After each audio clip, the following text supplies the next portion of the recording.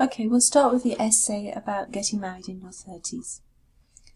People throughout the developing and developed world, you need an article, have debated whether the recent trend of taking vows at an older age, so here you need the indefinite article, has more advantages than disadvantages. Okay. Some believe that despite the medical constraints, I wouldn't use constraints here, maybe despite medical concerns, it is more beneficial for both the parents and their offspring in terms of their personal development, and I fully support this view.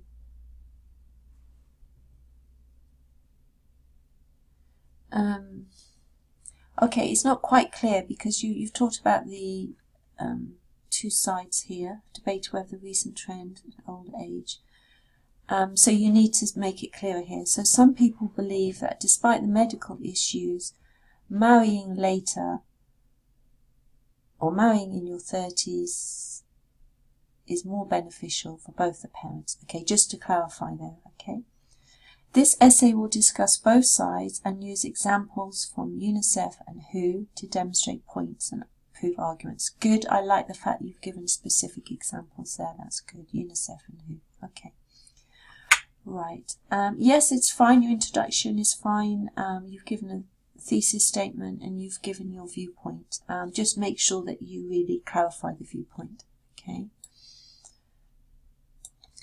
On the one hand, there is ample evidence that making the decision to marry after reaching 30 years old, you don't need to say 30 years old, you just reaching the decision to marry after 30, okay, just to make that more concise, decision to marry after 30, I wouldn't say creates the opportunity, I would say allows for, so allows for the opportunity to become financially independent.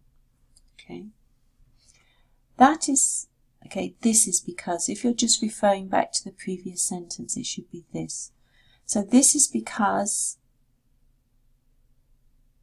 these adults have more time to complete their education, gain professional skills, and make some career in their work. Okay, you've made a repetition of career and work there, you don't need to use both. So you could gain professional skills, you could just say and advance their career, okay, and consequently stop being dependent on, we say to dependent on others. Okay, so about that sentence, just make sure you don't repeat unnecessary words like you've said make some career in their work. It was just so unnecessary to repeat career and work there. And the English style is usually, we aim to be more concise and compact, so if you can avoid that kind of repetition, it's good, okay? Right. What is more, children with older parents are better taken care of, which has direct influence on their emotional and cognitive development. Okay, that's quite a big claim. You then do give a study to show that, but what you need to say here is, what is more, studies have shown children with older parents, and then the rest is fine. Okay, unempirical study, because you're talking about one. So unempirical study by UNICEF shows that in 63% of cases, such children have a higher IQ when compared with others, so that should be plural, who have a younger mother and father. Be very careful of your articles. The golden rule is if you have a singular countable noun like mother and father and study, they're all singular countable nouns. If you have them in the singular, then you have to have an article or some kind of determiner before the word. So here you definitely need an article, who have a younger mother and a father. Okay. If you want to avoid worrying about that, you would have to use more plurals. Okay, therefore it is conclusively clear that more experienced adults have a better understanding, so you need an article again, have a better understanding of their children's needs and can better afford to fulfill them. Good, that's a good sentence actually, just be careful of articles again. What I like about that paragraph, yes, you've given a clear concluding sentence, which is nice, and your topic sentence at the beginning was clear as well. And then you've gone on to develop that main idea. So that's a good paragraph. It's well structured. On the other hand, it would be foolish not to consider, there isn't one health factor, so we would say not to consider health factors, okay, as it is an obvious fact that a younger, you've got a singular countable noun, body, so that a younger body is stronger. Or you could say it's obvious fact that younger bodies are stronger, and then you don't need an article, okay, but just make sure you go one way or the other. Okay, recent research by WHO has indicated that, I wouldn't say the, because you're not talking about specific people here, so indicated that fertility rates, I would make this one plural, fertility rates decline by over 40% after 30, and by and you need another article, an additional 22% after 40. Okay, but that's good, it's good evidence to support what you're saying, so, and you've given the source, so well done. Thus, it can be stated beyond doubt that it is relatively easier from a medical point of view, again, you need an article, to get pregnant.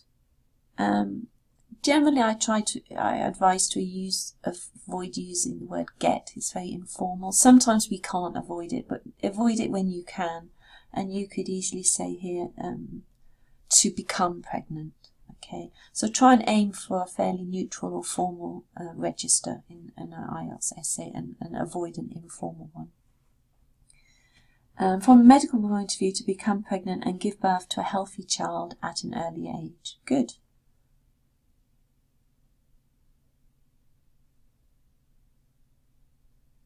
The only thing I would say about that, you've said it can be stated beyond a doubt, which is very, very strong. There's no doubt. That is relatively, and then you've said relatively easier. So just be careful that you follow through logically. If you use a very strong expression, make sure that that follows through. Okay. It's quite a short paragraph.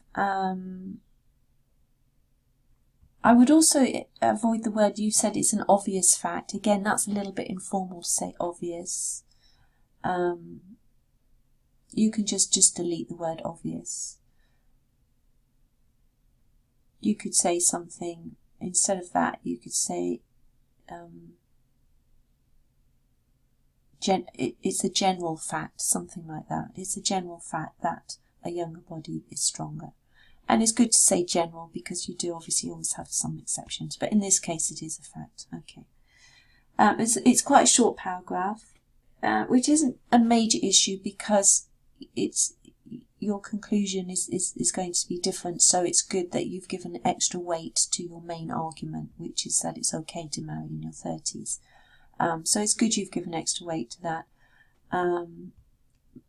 But you could have added slightly to this paragraph, and then the way to avoid giving too much weight is to avoid expressions like it's stated beyond a doubt, sort of avoid using very, very strong expressions that support an opposite view to the one that you're taking. Okay, so that's just a general piece of advice there. Right, based on the arguments and examples given, the conclusion to be drawn is that even though there may appear considerable health issues, I would avoid saying considerable because remember that's an opposing argument, so I wouldn't give it so much weight with the word considerable. You could say even though there are some health issues to be considered, or some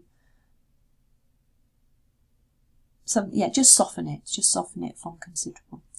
It is still far more beneficial to tie the knot, because that's your main argument, that's why you need to soften the one before. It's still far more beneficial to tie the knot and become parents at an older age. I believe that this is a positive trend and will continue to be more and more popular. Good, yes, that's a good point. Yes, actually, it's a good conclusion. It's consistent with your thesis statement in your introduction, and you have given more weight to that argument, so the balance there is good. Though, as I say, do keep in mind some of the expressions that you use with an opposing argument, like it's stated beyond doubt. Those kind of expressions I try and avoid if it's an opposing argument. Okay, but overall, well done. You've definitely answered the question, and it's fairly clear. Okay, so now let's look at the formal letter of complaint about restaurant service. Okay, to the manager of the Nobo Sushi restaurant. Yes, that's a good addressee. Use a comma, not a full stop. Okay, please accept this letter as a formal complaint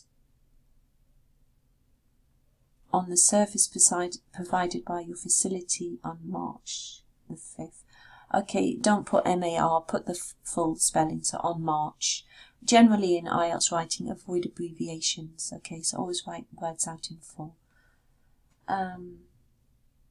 Please accept this letter as a formal complaint about, not on, so about the service provided by your facility on March the 5th. Okay, that's fine. I had a table booked for 5 p.m. Unfortunately, upon arrival with my guests, we were informed that we would need to wait another 50 minutes to be seated. Okay, good. Actually, what I like about that, you are showing a knowledge of different tenses, which is good. We would need to wait, and then you've used the passive to be seated correctly. Well done. Even though it was not a convenient situation for us, we agreed, so I would have a comma there. We agreed and went for a walk. Good, that's natural English there. After coming back, we faced another challenge, as practically 50% of the menu options were not available. Good sentence. I have been, okay, we wouldn't say an often guest, we use the word frequent. So I have been a frequent guest at your venue. This is a restaurant, isn't it? So I would just say at your restaurant, not venue. And it was the first time that I went home hungry and annoyed. Okay, that's good. Quite natural English here, actually. Therefore, I'd like to be given a full refund or a voucher for another dinner, comma. So you could, we wouldn't say improve a bad impression. You can alleviate or lessen a bad impression, or compensate for. Maybe compensate would be best here. So, or remove. Remove would actually work rather than improve, because you can't improve on a negative.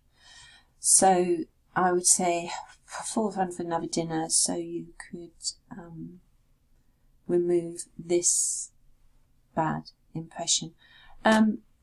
Bad is quite an informal word. It's not too bad in this context actually, but generally I would try and avoid it in IELTS writing and use words like negative instead. Okay, it's not too bad in a letter of this kind.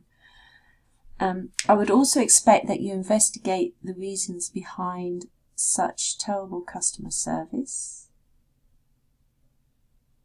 Okay, you wouldn't have that there, so I would also expect you to investigate the reasons behind such terrible customer service. You could soften this a little bit actually, because remember you are keeping polite and you want a positive outcome. So I would say something like, I hope that you will investigate the reasons for this terrible customer service, and implement corrective actions in order to prevent it from, that's just a typo I think, just FR, from happening again in the future. Good, good. You've got some good language here. Please do not hesitate to contact me in case of any further questions. I hope we can solve this unfortunate issue as soon as possible. Regards. Yeah, good. Suitable word, regards there. Overall, I think this is very good actually. I think you've shown a good use of language and some quite natural English. So I would say this is actually a well, this is well done. So more positive than negative on this one for sure.